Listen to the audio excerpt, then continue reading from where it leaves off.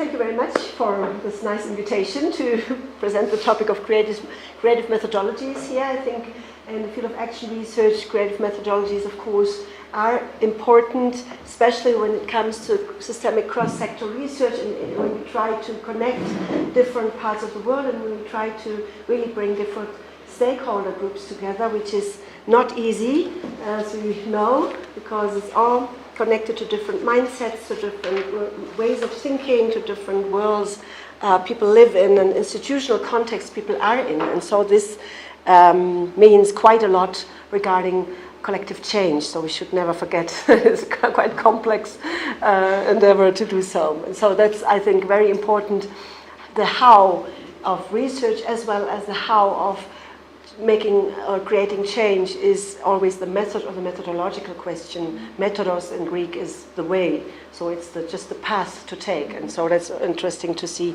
and have a look at this level because it's so crucial for making change happen and making as well connected research happen. So I'm going very briefly talk a little bit on systemic cross-sector research and innovation here. I'm going to address then the methodology of a cross-sector organizational research and innovation approach, and really go through different methods, in fact, to really which go in a different way and address the topic from a different angle and really present those different possibilities to use and to make use of for action research. And then I will, in the end, talk a little bit on the advantages and as well the challenges, of course, not only the advantages, but talk a little bit as well on what is maybe as well critical spaces to talk about when you talk about the nexus of the professional world or the practice world or the institutional world and the academic research world, which is different interests, which is not identical, of course, and which has to be matched and connected somehow. So I'm going to talk about this again very briefly. So, what we talk about when we talk about cross-sector innovation, that's just one example, could be millions of others, and we have just talking about one now, talking about the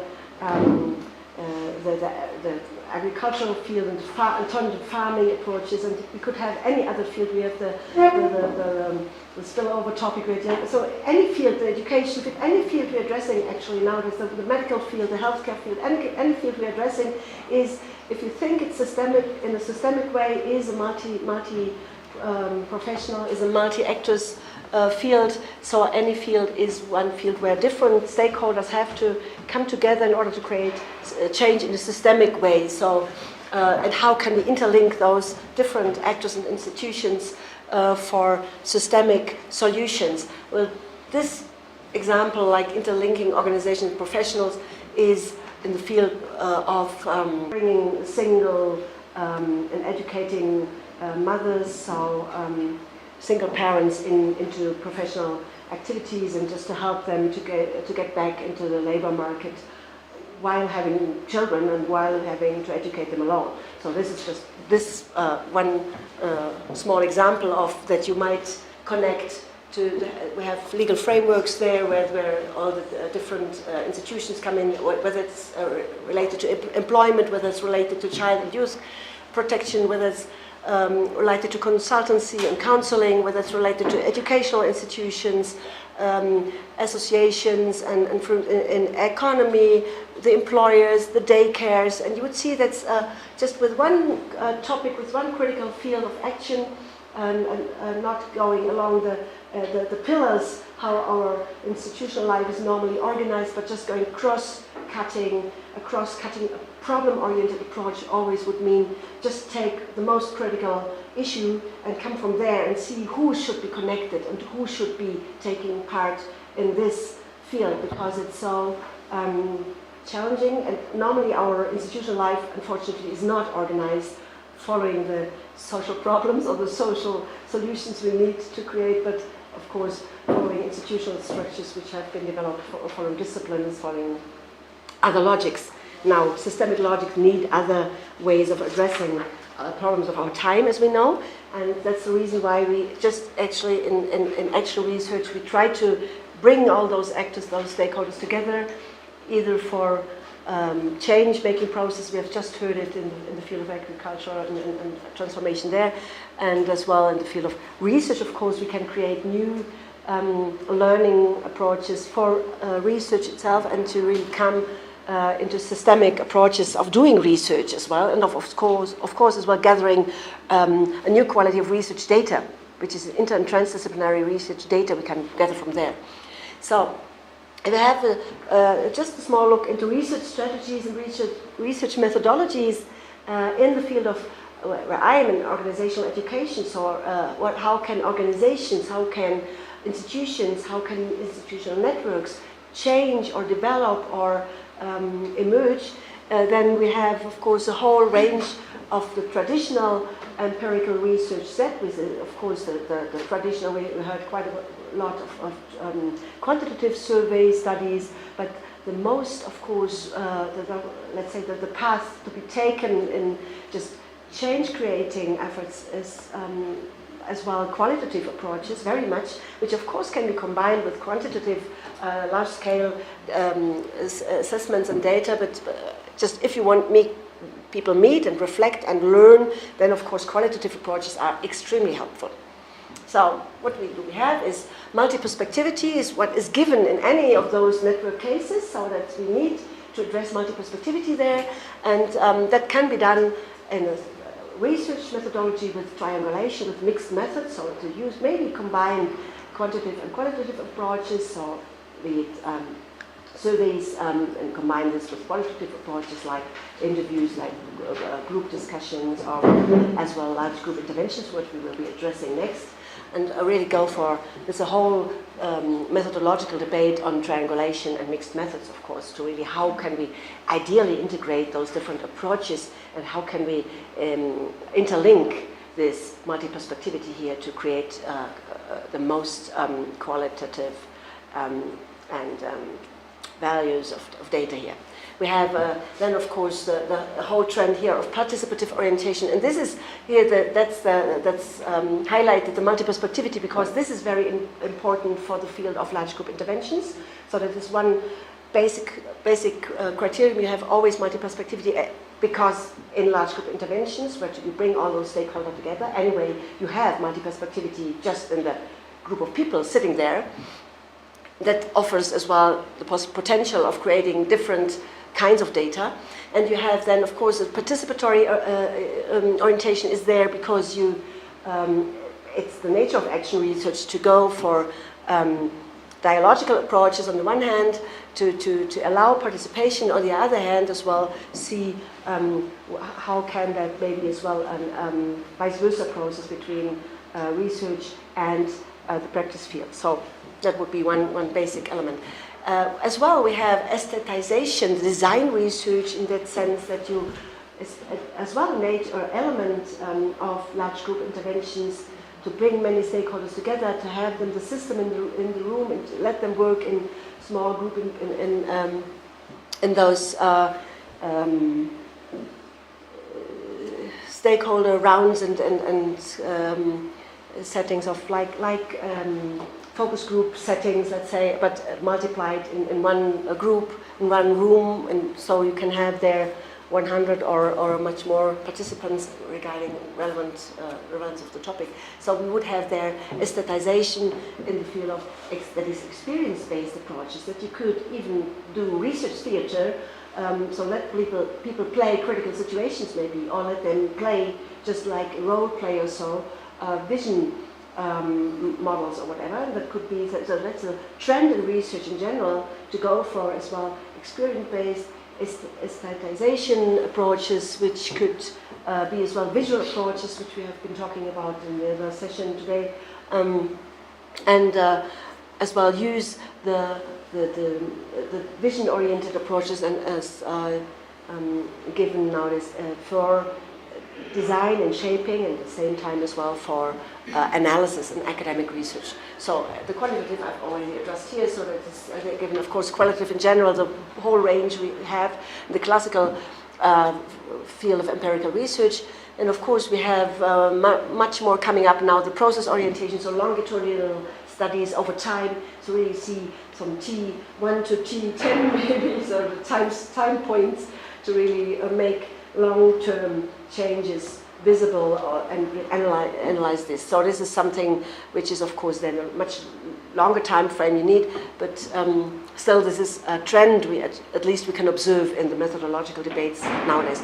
And the other aspect which will become here interesting is historicization, comparative orientation, to see what's the experience based in a historical view and as well in the view of to compare different organizations maybe, or as well countries. Now it depends on the level what you compare, whether it's the national systems, whether it's organizations, whether it's regions, so that can be different angles which can be taken there. Now, this is just the broad framework. As I said, the large group approach and the action research approach focus here on the multi-perspectivity and the mixed methods approach. The focus here on the participative orientation, and the focus very strongly on the aestheticization, the design research world. And of course, it is all in all is quite strongly connected to the qualitative world. So let's have just a quick look at the systemic paradigm we were talking about earlier already.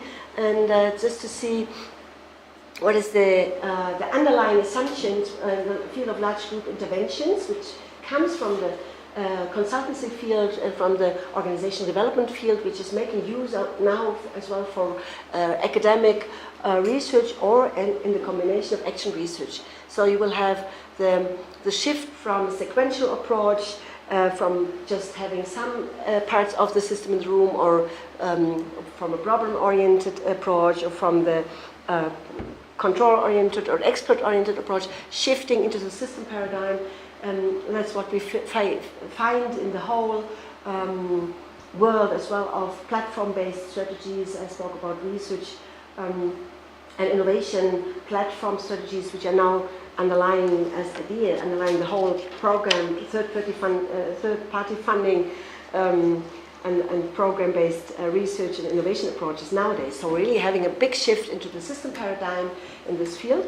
And so that would mean get the system together in one room, let it develop the topic, so let develop the field in a certain open space logic. We will see that the different approaches do that in a different way, and but it's in general it's always that the expertise is in the field. So what we learned just when our colleague here had his last presentation, that is really the knowledge emerging out of the field and not just expertise, not just only in academia but in the context, and to really go in this sense for rapid change and for the assumption that knowledge creation is a collective endeavor, not just something drawing out of the field, but just enriching environments.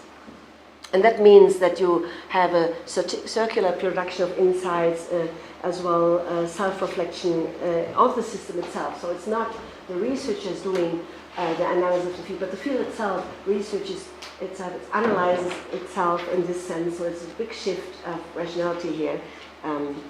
In the whole actual theoretical debate as well on the role of universities now shifts into this, that universities that was universities is taking place now in the whole society, because everybody analyzes now. Everybody goes into the diagnosis what is given there. So this is the typical picture. You would see how those practices would be undertaken. So you would have the focus group setting of just a circle of 5, 6, or 7 or 8 people sitting together. You would have to replicate this in a room, in a big space, and that could be, as I said, large group interventions from 30 to 5,000. That you have experienced that up to 5,000 people have been doing this. That has been taken place in the US, in the automotive industry, of course, and then in huge fabric halls where you have the large-scale production there. You see that it's the aesthetical processes here, people working with image-based approaches, just emerging knowledge out of ideas and of inner knowledge emerging there from inner images, from mental models, and all this can be used very, very productively for collective processes, either of analysis and of change creation too. Oh, now, so we have to move this in here. That's the 4 major, there has been more of course, but this is the 4 major paths to be taken, because they differ systematically as well, how they address the topic of large group intervention and how they address the topic of systemic change and action research. So see, in general, this was the way, as I said, here we have all those like focus group settings replicated in one just big room, and they all can cross interact because they can be combined following heterogenical combination or homogenical. So it means in the field of education, maybe all of the teachers could sit together in one session, and then they would have a homogenical setting. And then, of course, in the next one, heterogenical, they could sit together with parents, with children, with school kids and whatever. So we would have a heterogenical setting. So you have not, wouldn't ever stay in your small group there, in your focus group, but you would always mix and intermix and change. And how this is done differs by method, and as well, in a way, the rationalities of research methodologies here differ according to different principles we will show and see now.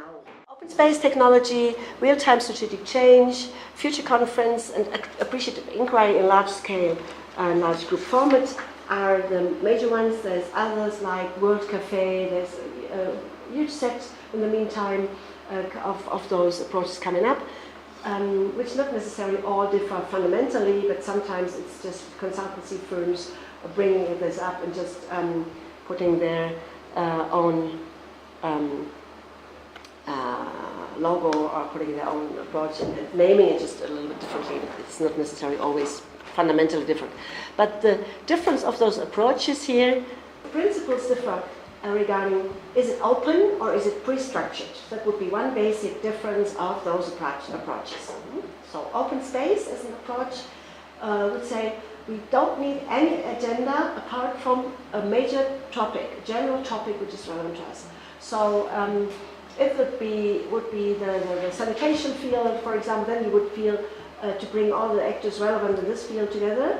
Or the education field, you could say we want to have our schools better, or we want G&H teaching get more relevant to us, or we would learn to how that could be just done in our practice. But you could bring all those different actors together and have them there. Just have this one topic, and then have a really open space, and have below this is just a very, very broad frame, and then you would have self-organization, pure self-organization over half a day or up to 3 days. You would have people there sitting in a big circle first, and then spreading out into groups, because they would just all say, what's relevant to me? So what, under this special general theme, what is relevant to me, which kind of topics I would like to address, and you would just run those workshops. People would self-organize and have the agenda there on the wall, and people would say, oh, I like to do this topic, I come and I share, and we co-create together and we develop solutions.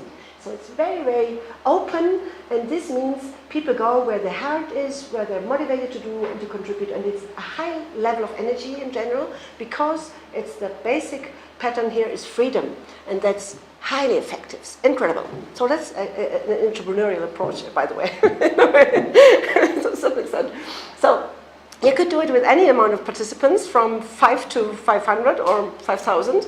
It's just a complete open access approach, and that's the basis. The basic pattern is as well. It should be always voluntarily. It should not be forced. So people should be able to choose and to come and to do. In general, people like it very much to work here, and then the system analyzes itself. And of course, you, as a researcher, you're just in the position of observer. You don't have to do anything, because any data are created by the field itself. It's just the easiest way to gather research data you would ever imagine. You don't have to take anything. Of course, you can do it additionally. You can do interviews, you can do additional things, because all the groups will develop. They will write charts, they will contribute, and there is as well in this method always by the conference participants generated documentation. So any of those workshops will produce a report in order to stay connected and to produce results into the future. They do a project planning for the future too. So this is as well kind of sustainable in the sense of going next step and going further. So there's another methodological principle I just want to show you, which is the complete different approach here, which is the approach of the Future Search Conference, which just goes the opposite because it's absolutely pre-structured, and it's a 2.5-day method. You can use it, and it's quite clear that there is those 5 steps. You go from history and of the social system into the future of the social system in those 5 steps, and you take the multi-level approach here to have what is the global changes we have been facing, what is the changes we've been facing in our fields, or maybe education, or agriculture, or sanitation, whatever, or water systems, and you can address this at the 2 levels, and as well the 3rd level, the personal level. So this addresses as well really multi-level in this sense to us. So what do we experience? And then make people connect. So all those methods are based as well on the idea of connect the field as a field of social actors and of individuals, persons you should get in touch with each other, because only then change will happen. Get out of the shoes of being in the function, get into the shoes of being a human being and get in touch with each other, and then people start to learn. And that's why the personal level is so important there, that people share as well. Who am I? And so trust is raised by this. And this multi-level design here, there's quite a lot of aesthetic transformation going on, because they visualize in the process what would be the best of ever possible outcomes by co-creating kind of models, and they really do work with their hands, or they paint themselves, or they create something.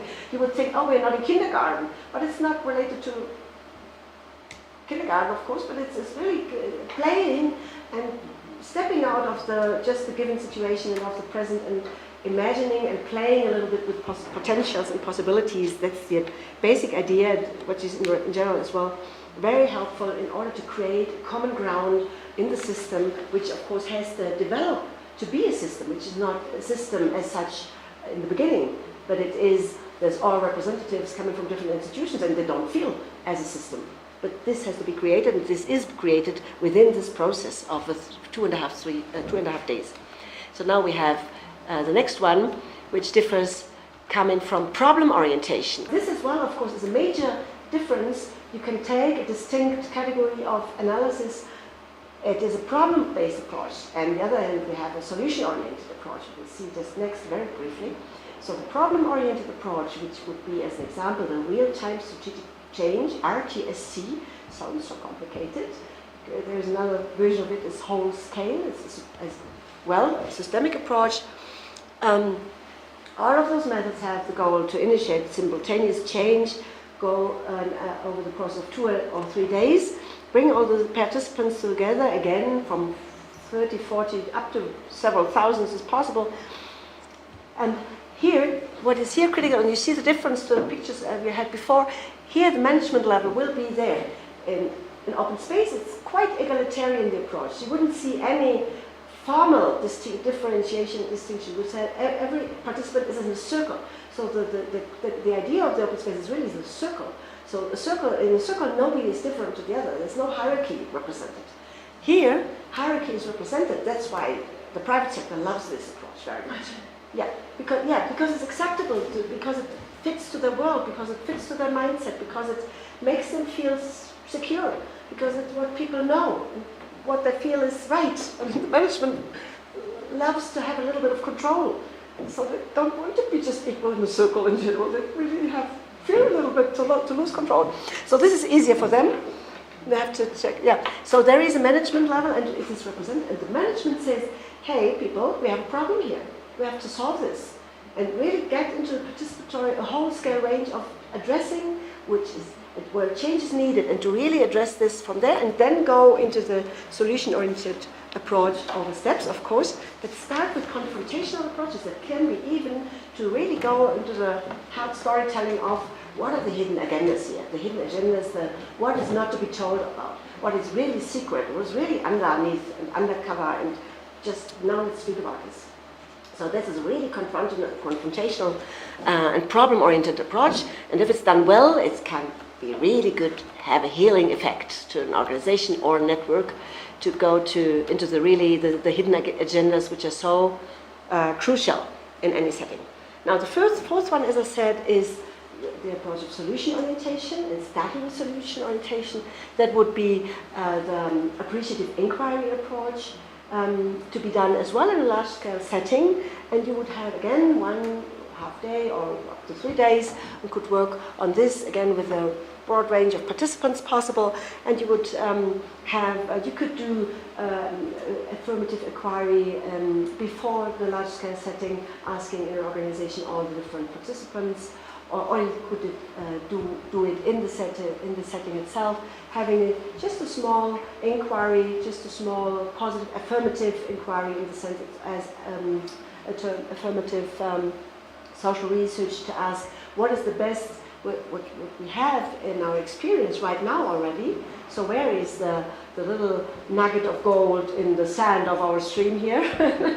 The daily life, not everything is gold, but there is maybe this nice little nugget we can tear off there and say we want to have more from this quality here, and how can we raise this quality, how can we develop this further on, how can we make it real, and how can this be strengthened so it becomes a vision, and not only a vision but a reality for us. Good. So this would be the 4th model, and I think I should leave it with that, because anyway I think the 4 models are quite interesting. I can provide you as well later on with the material. As I said, the aesthetical approaches. We can use anything which is there in the field of collages, of picture cards, of photo-based approach, of scenic, artistic interventions, video recordings, anything you can think of, can use for those change processes. And then is, of course, just to maybe leave it with this, it's in that sense responsive, it's a constructionist approach for research and innovation, and it's, of course, as well, you can be, as a researcher, observer, and then the system organizes itself. But you can, of course, be as well in the connection pattern of going in interaction and reflect. And you can analyze the past up to the development of the future. Good. I think the advantages are very clear. It's simultaneous change and exploration. You can include quite a variety and a lot of different approaches here. You save time and cost, you get a high quality of data, you have a transformative power there, and it's now the critical aspect about this would be how is the nexus between research and practice organized. So maybe we leave this for the discussion if everybody wants to learn more about this. Thank you very much for your attention. I'm happy to go into discussion.